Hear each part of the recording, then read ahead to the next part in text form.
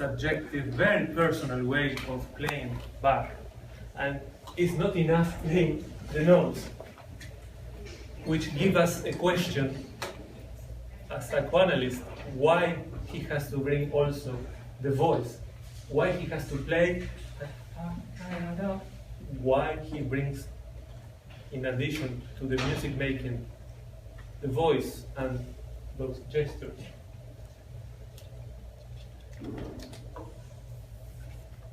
It is not that the preverbal doesn't exist, but Lacan emphasized that patients can talk, and it's only through talking that something meaningful or change might happen.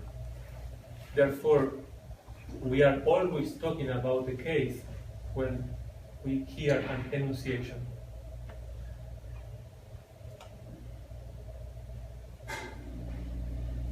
There is a joke, a stupid joke. The guy comes with a broken arm to the session and he starts screaming, screaming. So the psychoanalyst seeing him with the arm is, so how are we today? Why are you screaming? In the sense that a doctor will have a different approach. But until he doesn't talk and explain the scream, we don't enter the world of enunciation. We cannot assume the clinic of Lacan is played down. He criticized a case by Chris where he assumes the word plagiarism from one of the patients. He was obsessively believing that everybody was plagiarizing him. And he says, bring the book, I will see if you're plagiarized or not. And that's a crucial mistake. That's on the level of the imaginary. Because the question was, what does plagiarism mean? But enough. I will present to you a paper on sublimation. I play some music for you. Adam Kudoyan, 1979, wrote this sonata for cello, solo. He dedicated another one to one of my teachers, who was a student of Rostropovich. That's my linkage to music. Apparently, I was raised to be psychoanalyst, and somehow I managed to comply some sort of this, but I wanted to do music. So I'm trying to explore a sort of virgin territory. Sublimation. It's a talk on the edge of psychoanalysis. It might happen on a session, and I will refer briefly, but it's a cultural process that may or not happen to people, talented or not talented, artist or no artist. I just refer to music because that's what I experience, and that's what I can talk more. So, what is the enjoyment of music? Could music be the equivalent of sexual pleasure? Sublimation comes from Latin, sublimare. Sublimare and sublimis. We see that sublimation and sublime are very close. And it means the boundaries of the body, something that appears from below and reaches the sky. Freud probably liked this word because it can refer to a process that is a libidinal process with libido and a process which is non-libidinal. It works both ways.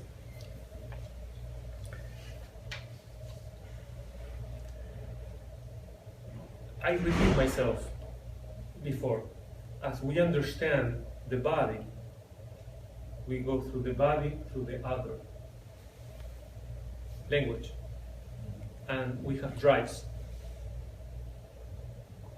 which are not instincts. The ego is the vassal, you say vassal? Vassal. Vassal, thank you, vassal, of the id and superego, as Freud said.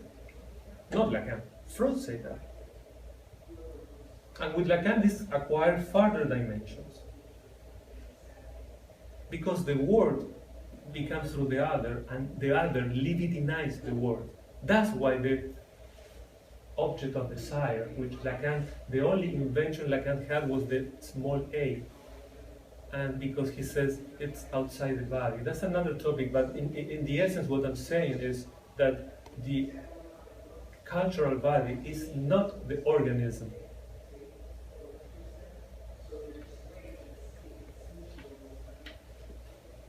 The other libidinize the world. And what we learn is not language, but the language altogether, with Lacan called la langue. La langue, the language altogether refers to the language that a particular subject, family, group of people have.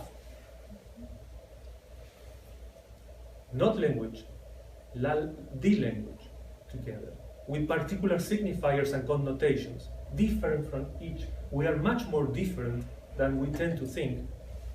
In psychoanalysis, this is the emphasis. Neuroscience is another story. If you want to talk to the organism, it's another story. We all have a liver, yes, 2 eyes, but this is something on a different dimension of human existence. And we are divided. We don't know anymore what we talk. And you say, there are 3 things about therapy that should be clear. Why we should not advise, and the word counselor is so inappropriate. Because there is a level of death. We are sick of death, Hegel said. And is the ultimate master. We have no word for that. To have a level of anguish is normal. This is structural. This is not metaphysical. I think we are all going to die. A neurotic might not believe it, but it happens to be true. Then there is sexuality, which seems to be a place for enjoyment, a place for... And if you think about the moment of joy that you get from the actual sex, and all the work that you have to do previously to get to that moment, they conquer the flirt. If you think about your own stories, the amount of work, and we talk about economical way of libido using in our lives, there is something that is not working well there. Therefore, sexuality brings us concerns. Every patient talks about anything related to something of a sexual nature, because sexuality in itself is an area of concern. And the third is language, because we don't know what we say anymore. There are things that cannot be said, the primordial repression, and there are things that will create symptoms. Therefore, language confuses us rather than clarify. This idea of having all sex all the time is I'm happy, and this is a myth. And the idea that talking people get to understand each other, look at the world, get the newspaper. People don't get to understand each other through talking, because we act in another level. We act on the level, usually on the axis of the principle of pleasure. Which, by the way, this idea of the ego as imaginary self is a translation, let me say in other words, is the death drive, the narcissistic passion that we all feel in the constitution of our image is the death drive. It has a direct translation to the drives which Freud called the phallic, the anal, the oral, and Lacan will add the gaze and the voice, the sound. Very present on perversion, very present on art. But they are all death drives. It's a circuit that repeats until we die. So when psychology has a patient, if instead of patting the back and saying, okay, let's see your health itself and let's improve your life, psychoanalysis says, no. What the heck? No. To the contrary, we want anguish to come up. We want the anguish that the other brings to the existence, because it's only through the symbolic and through that anguish that any change can happen, any change that will challenge the blah blah blah, the story that they bring to the session as a truth. The desire of others is implicit in his enunciation, that is not discovered by imaginary or affects linking. Lacan followed the symbolic as a path to understand unconscious, and affects, sensation, perceptions become secondary.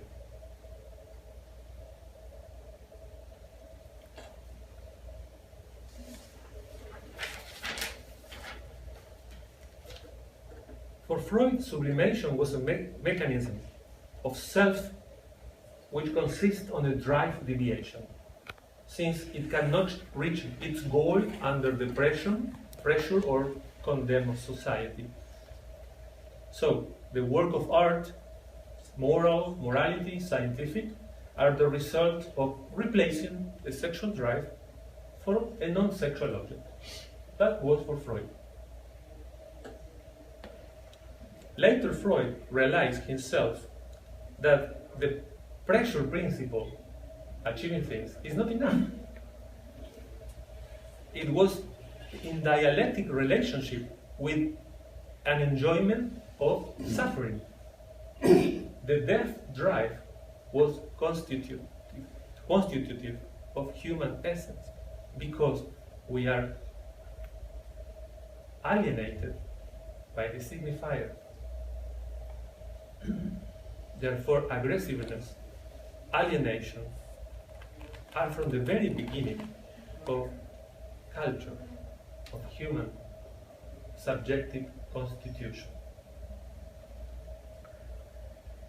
This death drive, Lacan will relate it to the ego ideal, which is the imaginary, and the narcissistic passion, which I mentioned already, related to the death drives, is the translation of the death drive, not an instinct. The question, Freud said, could not be more direct. He wrote, what makes or leads human beings to make works of art and not be having sex and eating all the time? More clear. For Freud, sexuality is a set of the tools, the drives.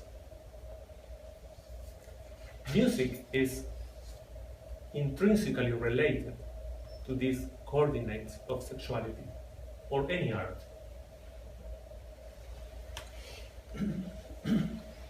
In his book on narcissism, Freud started to differentiate idealization from sublimation, because sublimation is more related to the drive itself.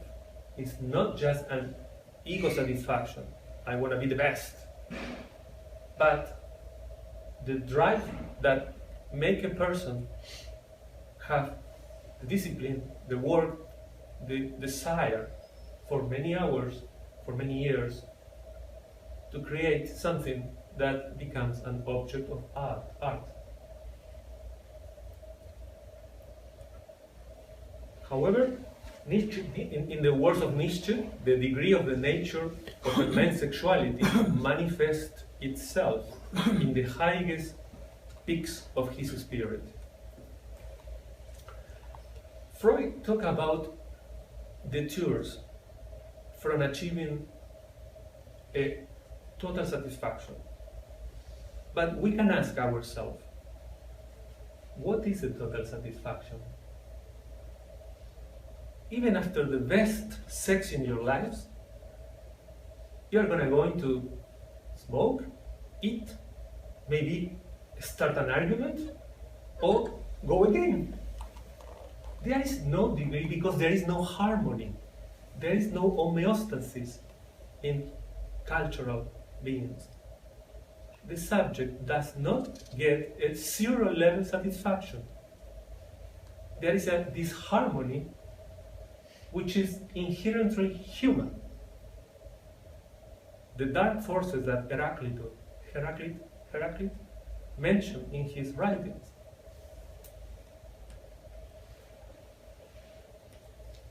So, in Lacan, the concept of sublimation was introduced by Freud to indicate that there is no sexual activity, but there is not also repression.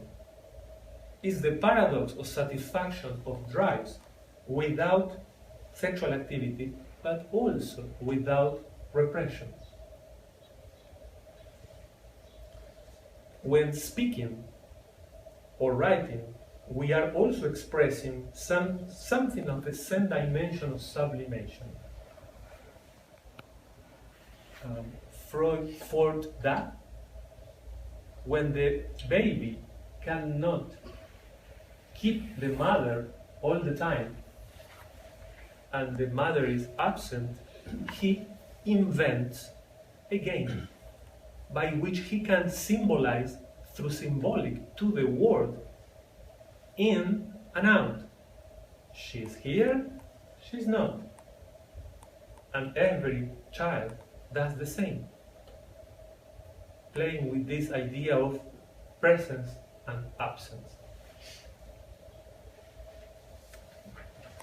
Therefore, language has the connotation of sublimation. When Lacan said that the human unconscious is a structure like a language, I emphasize the word like. This statement had consequences for all areas of human life.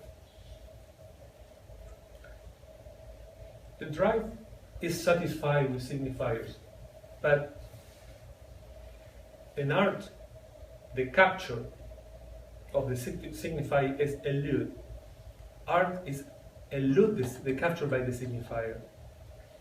Lacan referred to art as a development around a void. Why? Because he also defined before that the structure of the neurotic is like this mathematical structure of the torus. It's sort of it's a circular thing, but it can open like this, or it can open in many ways, and it has an emptiness inside, a sense of lack. What Freud refers to the primordial repression.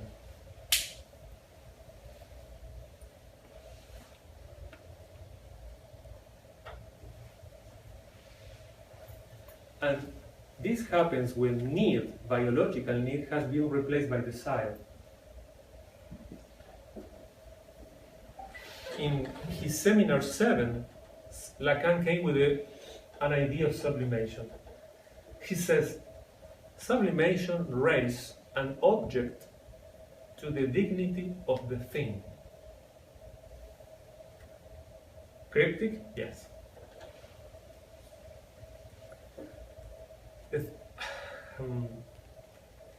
One example. One example would be, for example, here refers to court love in Europe from the 9th to the 12th century. There is a lot of artwork on poems. The minstrel, how do you say in English? The master singers on the songs. Trovador, the troubadour. A lot of art related to this impossible woman that is so beautiful, so unreachable, and so perfect. And there is an enjoyment of not getting it. It's there, and it will never be reached. As an example of the thing, on the sense of Kantian thing, that the things are impossible. We are in the world of words. What exists is what can be named. And the thing, by itself, by its definition, it would be that which is impossible to name. Das Ding, Heidegger Das Ding, refers to this thing, the rex cogitans of Latins, the thing before the thing, the reality that cannot be named or reached. Thing, in Lacan's word, is an inner exclude. It's something inside, outside. This has been referred by Freud as initial ego reality, when something unpleasant is introverted, letter 52 I think, is inside unpleasant and it's expelled to the outside. Lacan referred to that as saying that part from the primordial real, the repression that exists, that suffer from the signifier. That which from the primordial real suffers the signifier, that will be the thing. So, the elevation of the thing is the possibility, in my words, of making an object, like this artist, a toilet, or anything, and a deception about its essence, a deception through which we find the thing. And when we try to own it, the present escapes. If I try to hold a note, for example, more time while I play music, because I get fascinated by it, I will destroy, usually, the flow of music. Therefore, the discourse of the master in terms of property and mastering the word acquisition is totally foreign to the discourse of the artist, and I should say, to the discourse of the psychoanalyst. Another example of sublimation, Lacan presents the vessel. Vessel, you go to ceramics and create a vessel, and you shape it in many ways. It's an object which is defined by this empty space inside. And it can have many shapes. And like music. Music can have a lot of different expression through cultures, through periods in time.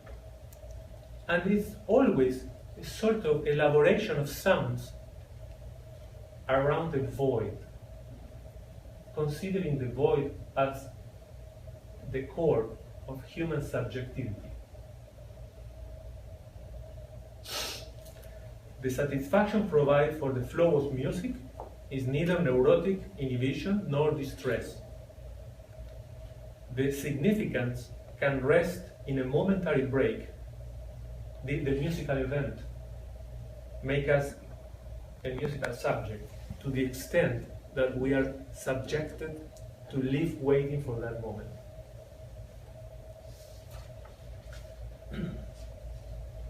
Let's talk about, for example, the three levels. I talked before. Music, if you consider imaginary level, it will be the sounds that the composer conceived to create a piece of music. The symbolic level is quite obvious. You can find the music written and have words, sonata, how to play it, the notes, the intonation, the agreement on intonation, or we can also find mathematical structures on a fugue by Bach. But the real approach that Lacan was a novelty was the real, which is the impact that music produced on us, like anguish, which is a real impact on the chest, an irrational yes that we say to music, that escape any rational explanation. for the real. Art is colonized by the enjoyment. Creation, if it's conceived as a result of sublimation, is a supposed encounter with the thing. Like he is encountering somebody who sings, somebody who is not foreign, sings, even try to touch it in this performance. And Beethoven laughed when people ask about his pastoral symphony. Could you tell us about the storm? How is the storm? Because he laughed about that and complained in his rough character, because he had the intuition that sound has a sort of metonymic sliding, and the representation of what music is beyond the signified thing. We actually do not reach the thing. Because it's defined as impossible, but we endow it with the dignity of the thing.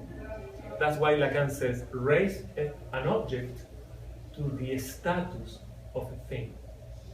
The same way that he found for the imaginary on pigeons and little children being a statue of the real, because you can see the real. The same way is this subjective position under which, through art, we find a way to reach what is veiled for all of us. And we have that illusion of that moment. Conclusions. Let me start saying that psychoanalysis speaks on the language of the body. I talked today about the body from the very beginning. And Freud said on his letter 23, there is indeed, I'm quoting Freud, there is indeed a way back from reality, from fantasy to reality, and it's art. Music represents a return to reality, just not the reality of every day, but the reality of the lack.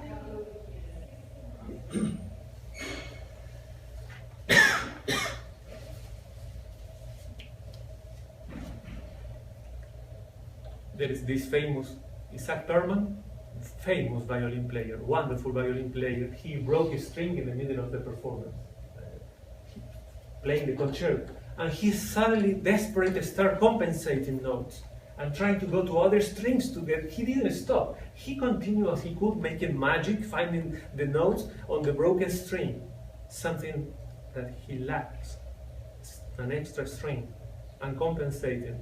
When the movement starts to restring the instrument, people went crazy, start clapping. And he said, we do music with all we have, with our lack, with our deficiencies. We do music from a place of lack, rather from a place of imaginary superpowers, unity, that science and religion promise. And on that level, it's forever unanswered